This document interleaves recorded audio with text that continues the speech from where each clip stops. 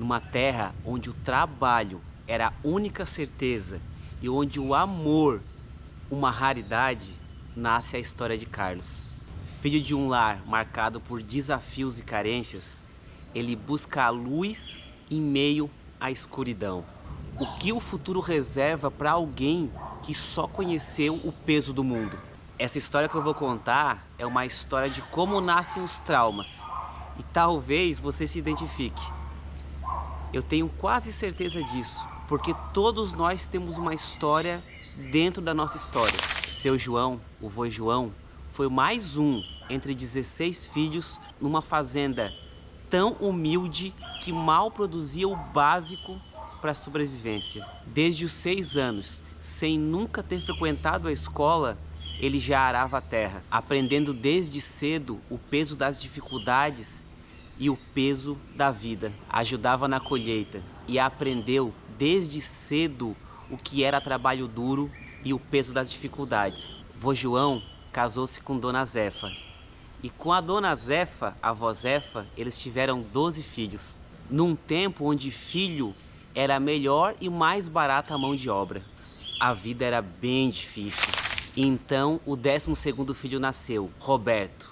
Beto Pinga, como ele ia ser conhecido no futuro. Seu Roberto, do pai, só conhecia as surras quando ele fazia suas traquinagens. Da mãe Zefa, ele nunca recebeu um colo ou atenção. Eram muitos irmãos nessa disputa. O vô João e a avó Zefa eram contra qualquer tipo de educação ou escola que fosse tirar os filhos do trabalho da fazenda. Desse jeito, o seu Roberto, desde cedo, só conhecia o trabalho. E assim, aos 12 anos, ele tomou a primeira dose de cachaça e ele nunca mais parou. Nós podemos julgar?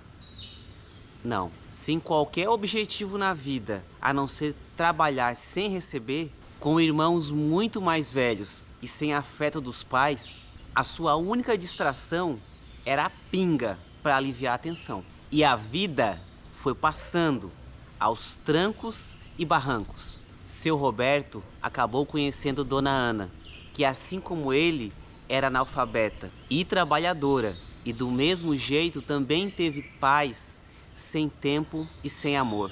O Beto Pinga e a Dona Ana, tiveram 5 filhos, 3 homens e 2 mulheres. Carlos, o 4º filho, estava já com 8 anos quando a mãe dele, a Dona Ana, levou ele até a igreja, contra a vontade de Beto Pinga. Lá, Carlos ouviu das bocas do pastor: todas as pessoas têm que aprender a ler e escrever. Aquilo entrou na cabeça de Carlos. Com muita dificuldade, Carlos convenceu a mãe a deixar ele estudar numa escola que ficava a uns 10 quilômetros de distância da sua casa. E ele fazia esses 10 quilômetros a pé, no sol. E como ele chegava de tarde em casa, ele tinha que trabalhar até tarde com os serviços da roça. Já com 14 anos, Carlos, do pai, Beto, só conhecia os raros momentos em que ele não estava alcoolizado. Da manhã, ele só ouvia diariamente para ele largar os estudos e vir trabalhar firme na roça, pois ela não ia sustentar nenhum vagabundo. Assim, com pouquíssimas economias, Carlos decidiu sair de casa e ir morar sozinho na cidade grande. Ele sabia que ele não podia contar com mais ninguém, a não ser ele mesmo. Carlos estudou, começou a trabalhar e teve muitas realizações nos 20 anos que se passaram. Casar? Não queria. Seus avós e pais só passaram dificuldade com o casamento. Não era alcoólatra como o pai, mas muitas e muitas vezes ele dirigiu bêbado para casa, arriscando a própria vida e a vida dos outros. Ele não conseguia amar ninguém e tinha muitas desavenças. Talvez porque sua mãe nunca lhe deu um abraço sequer. A vida de Carlos estava uma bagunça. Ele queria agradar todo mundo. Ele não sabia dizer não. Resultado da rejeição que ele sofreu por tantos anos. Afinal, ele precisava de carinho e atenção que ele nunca recebeu. Ele nunca se sentiu amado por ninguém. No auge de um vazio existencial e profunda depressão, sem encontrar propósito na vida, ele recebeu o convite de um amigo para ir numa igreja. E ele lembrou que igreja é bom. Foi assim que ele começou a estudar. Na igreja, ele gostou, mas não sentiu nenhum Deus. Mesmo assim, ele ficou super empolgado com as palavras do pastor. Ele falou em autoconhecimento. Assim, ele mergulhou de cabeça em livros e vídeos que pudessem aplacar esse vazio existencial que ele sentia. Ele entendeu que o seu problema de autoimagem e autoestima foi por não ter tido um pai que o estimulasse a ser um realizador de sonhos. Lembrou da vida sofrida que o pai viveu nas mãos do vô João e compreendeu que o seu pai nada recebeu da vida e tinha muito pouco para dar. Viu na mãe a falta de afeto e como isso acabou com sua capacidade de se relacionar com qualquer pessoa. Sua mãe, com um marido alcoólatra, tinha muito pouco o que fazer e nem condições de dedicar carinho e afeto tendo tantas responsabilidades. E assim, o coração de Carlos começou a se iluminar com a luz do perdão. Profundas lágrimas desceram dos olhos de Carlos, que nunca havia sentido um pingo de emoção. Como ter emoção, se desde cedo ele tinha sentido o peso do mundo nas próprias costas? E ele lembrou das palavras do pastor. O pastor falou que Deus não abandona ninguém. E ele começou a rever toda a sua vida como um filme. Ele lembrou de cada momento, de cada dificuldade, que ele se sentia sozinho. E sempre após cada dificuldade vinha um refrigério, algo para acolher e ajudar. Sentiu uma gratidão imensa por esse pai maravilhoso.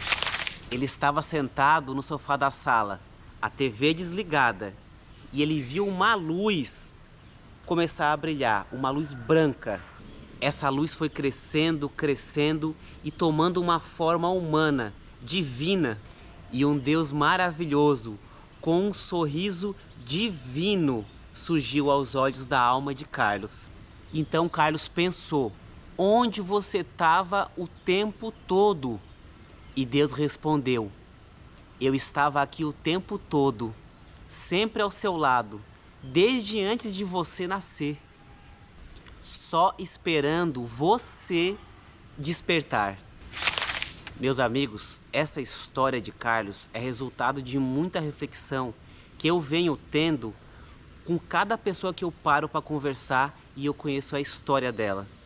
Eu venho tendo um real interesse de, quando eu converso com alguém, saber a história dela, quem eram seus pais, quem eram seus avós, na tentativa de entender um pouco mais da vida. E nessas conversas eu vejo muitos traumas, muitos bloqueios, que são passados de geração para geração. E agora eu te convido a conhecer a real história por trás da sua família. Como foi a história dos seus pais, dos seus avós e até dos seus bisavós. Se tem algo bom, seja grato. E se não for bom, perdoe.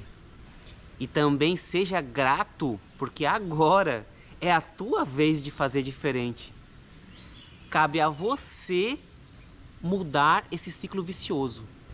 Seja para você mesmo uma luz, e essa luz vai iluminar a tua família, sempre com Deus do teu lado.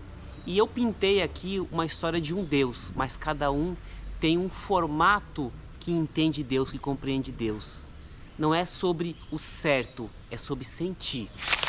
Se o que eu falei aqui fazer sentido para você, curte, comenta, e se você gosta de conteúdos desse tipo, talvez você cogite se inscrever no canal.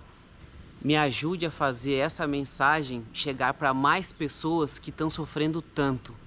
É um pequeno gesto para você, mas para mim vai ser muito valioso. Eu vou deixar aqui embaixo para vocês outros vídeos que eu venho produzindo nesse sentido.